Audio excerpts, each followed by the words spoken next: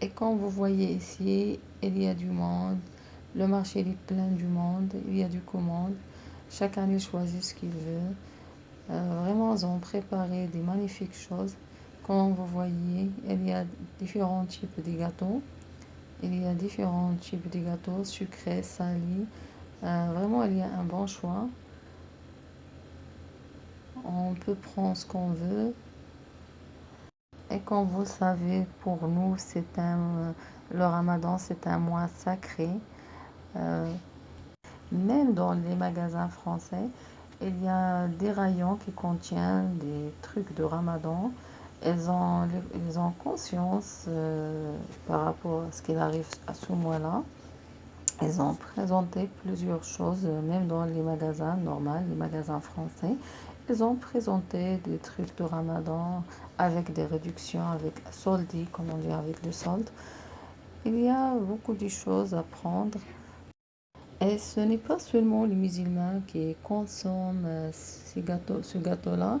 Il y a aussi les autres ethnies parce que, comme vous le savez, dans la France, il y a beaucoup d'ethnies, il y a beaucoup du monde, il y a un échange des cultures, il y a un échange des habitudes.